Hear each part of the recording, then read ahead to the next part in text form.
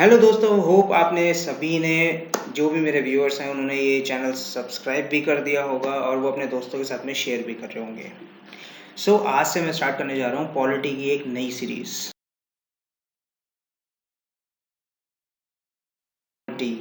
इसको मैं कवर करूँगा हिंदी में और इंग्लिश में, दोनों में। कंटेंट मेरा इंग्लिश में होगा, बोलूँगा मैं हिंदी में और इंग्लिश में भी। पहले एक ओवरव्यू देख लेते हैं, इसको मैं किस तरीके से कवर करूँगा। बिकॉज मैं इसको इस तरीके से कवर नहीं करूँगा जैसा कि सभी करते हैं, लाइक एक बुक ले ली और बोल दिया likewise. I would first explain कि कौन कौन से क्या कंसेप्ट हैं, इसके क्या मीनिंग है जर्नल लाइफ में और अपनी पॉलिटिकल साइंस में। बिकॉज मायने चेंज हो जाते हैं, like the explanation will change as per the situation, right. तो अकॉर्डिंगली पॉलिटिकल साइंस में भी ऐसा ही कुछ है। So let's begin with the concept of।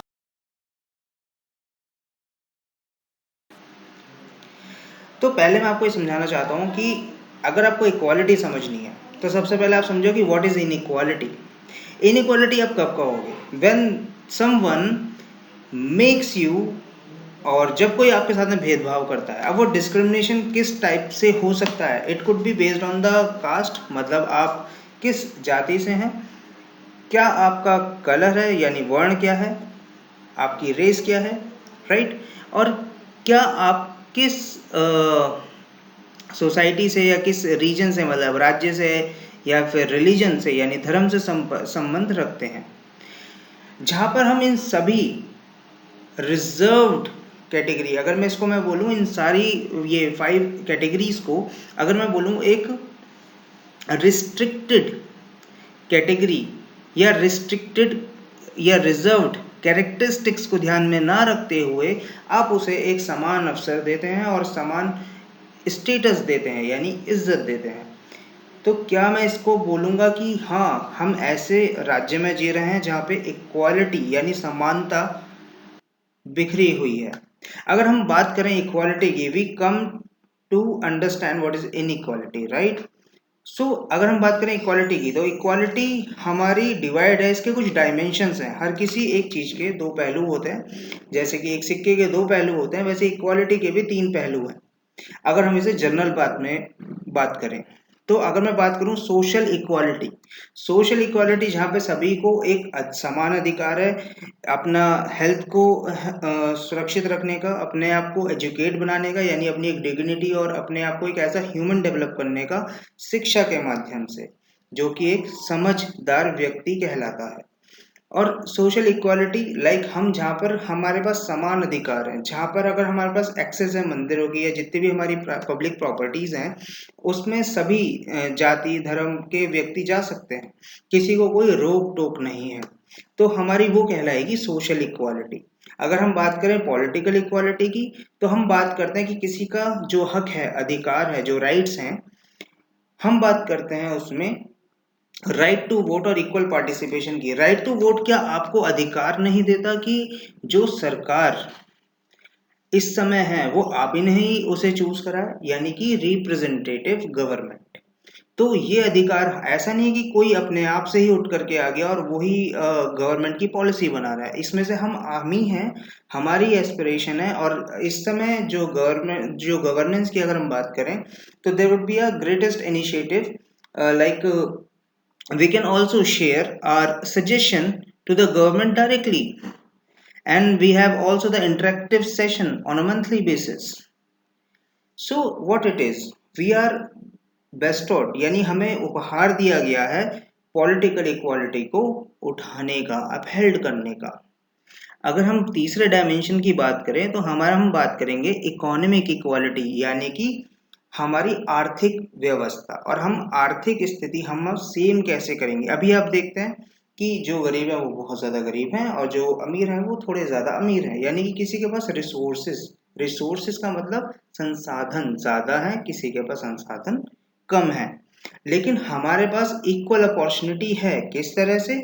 इसमें हमारी गवर्नमेंट हमें सपोर्ट करती है। थ्रू कैसे सपोर्ट करती है? बहुत सारी इकोनॉमिक स्कीम चला करके, like for food they have started the mid day meals, and for the various other PDS system like सरकारी गल्ले की दुकान। And similarly we have also been given the equal chances to educate ourselves. बहुत सारे fundamental right दिए हुए हैं जिसके अंदर हमें आज़ादी दी गई है कि आप कुछ भी अपना प्रोफेशन आप उसे प्रोपोगेट या फिर कुछ भी अपना प्रोफेशन आप कर सकते हैं। ऐसा नहीं कि आप किसी एक राज्य तक सीमित रह सकते हैं, आप किसी भी राज्य तक जा करके अपना काम या फिर अपनी जीविका यानी लाइवलीहुड चला सकते हैं। तो इस तरीके की हम आज़ादी मिलती है हमें इकोनॉमिक इक्वालिटी के अंदर।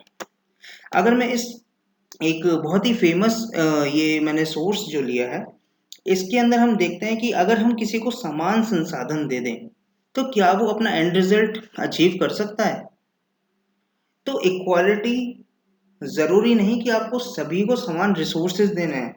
आपको एक इसमें हम एक टर्म यूज किया करते हैं, वो है एडिशनल सहायता देना डिफरेंटली एबल्ड पर्सन को, सो दैट कि आपका एंड रिजल्ट, फॉर एग्जांपल भूख इन तीनों को लग रही है, लेकिन अगर हमने तीनों को एक बॉक्स दे दिया तो उसमें से केवल एक जो मैन है वो अचीव कर सकता है, लेकिन क्या women and the children can achieve this right to life? The answer is नहीं। क्यों? क्योंकि हर एक इंसान अपने आप में अलग होता है। हम यहाँ पे बात ऑब्वियस सी बात है, हम यहाँ पे बात कर रहे हैं कि हर एक इंसान डिफरेंट होता है, उसको डिफरेंटली सहायता की भी जरूरत होती है। कुछ कम पढ़े लिखे होते हैं, कुछ ज्यादा पढ़े लिखे होते हैं, या फिर किसी का अंडरस्टैंडिंग किसी चीज में बहुत कम होती है, किसी की अंडरस्टैंडिंग बहुत ज्यादा होती है।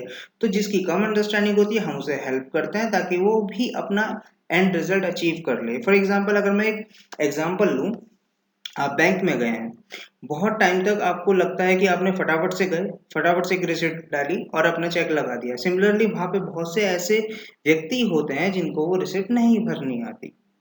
तो वहां पे आप क्या करोगे? आप कहोगे कि नहीं ये मेरी रिस्पॉन्सिबिलिटी नहीं है, आप जा सकते हो, लेकिन नहीं, वहां पर हम उसे क्या करेंगे? हम उसकी हेल्प करेंगे। तो सिमिलरली गवर्नमेंट भी इस तरीके से हेल्प करती है through making the rational discrimination.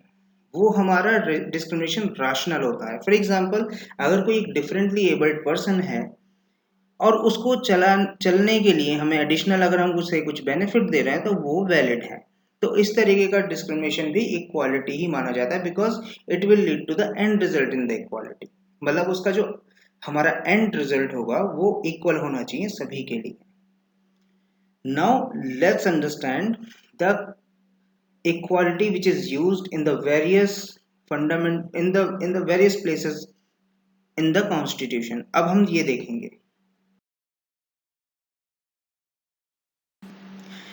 अगर हम इक्वालिटी हम बात करें पॉलिटिकल साइंस की, हम सभी को पता है कि हर कोई समान नहीं हो सकता।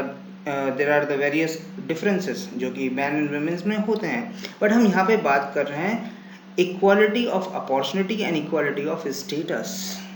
हमारे अगर हम कॉन्स्टिट्यूशन को हम ध्यान से पढ़ें अपने प्रियम्बल को, तो हमें ये पता चलेगा कि प्रियम्बल बात करता है, जो कि फिलॉसफी बताता है कॉन्स्टिट्यूशन ऑफ इंडिया की, वो ये बताता है कि हम बात कर रहे हैं equality of status and of opportunity. तो equality of status and opportunity की हम बात कर रहे हैं, हमने कहीं पे कोई डिस्क्रिमिनेशन नहीं करा, यानी कि हमारे पास कोई भी, हमारा कॉन्स्टिट्यूशन यही बोलता है कि हर एक इंसान को एक इक्वल अपॉर्चुनिटी मिलनी चाहिए। अब उस अपॉर्चुनिटी के मतलब किस तरीके से होते हैं? For example there are certain which you can say restriction in the fundamental right, but it is only for the benefit of the general public. It is the limitation on the states, right. यानी कि वो अपने अधिकार को, अगर हम जनता के अधिकार की हम बात करें, तो वो लिमिटेशन करता है गवर्नमेंट को, यानी कि स्टेट को। यानी कि हम सभी के पास एक समान अधिकार है उस स्टेटस को मेंटेन करने का और उस अपॉर्चुनिटी को लेने का। तो प्रियम्बल हमारा ये बोलता है। अगर हम बात करें इक्वालिटी की, तो लॉ के लिए ना ही कोई अमीर है ना ही कोई गरीब है, सभी के लिए लॉ बराबर है और सभी को एक इक्वल जस्टिस भी मिलता है। इसी के लिए एक स्पेसिफिक इन्होंने फंडामेंटल राइट्स ड्रॉ करे, जिसको एक स्पेसिफिक सेक्शन दिया गया which is called right to equality. Right to equality हमारा गिवन है आर्टिकल 14 से आर्टिकल 18 तक। अगर हम बात करें आर्टिकल 14 टू 18, तो हम ये देखते हैं कि आर्टिकल 14 बात करता है equity equality before law, right. And article 15 हमारा बात करता है, आर्टिकल 14 हमारा बात करता है equality before law, and article 15 हमें रिस्ट्रिक्ट करता है डिस्क्रिमिनेशन करने से, यानी कि इन द नेगेटिव मैनर में ये बात करता है prohibition of the discrimination on the basis of caste, sex, gender and creed, religion and region, subject to certain reasonable restrictions. And article 16 बात करता है equality of opportunity in the public employment, and article 17 हमारे बात करता है abolition of the untouchability, and article 18 हमारा बात करता है abolition of titles. Now let's come to the directive principles of state policy. Directive principle of state policy हमारी बात करते हैं वेलफेयर ऑफ द स्टेट्स की। तो एक ये अमेंडमेंट लाई थी जनता पार्टी, वो आर्टिकल जिन्होंने ऐड करा इसको इन्होंने इनइक्वालिटी वे में ऐड करा, राइट, कि आप इनइक्वालिटी को आप रिमूव करोगे क्योंकि आपकी इकोनॉमिक इक्वालिटी अपहेल्ड करता है preamble. So guys, this is all about the equality and we will discuss in detail. अभी हम इसको और बहुत ज़्यादा डिस्कस करेंगे जब हम डिस्कस करेंगे प्रीएम्बल, फंडामेंटल राइट और डीपीएसपी। सो अभी बेसिक प्रिंसिपल ये था कि आप समझ लो what it is after all. And thank you so much, hope आपको ये समझ में आ गया होगा। कोई भी अगर क्वेरी है तो आप कमेंट बॉक्स में डाल देना, I will sort it. Thank you every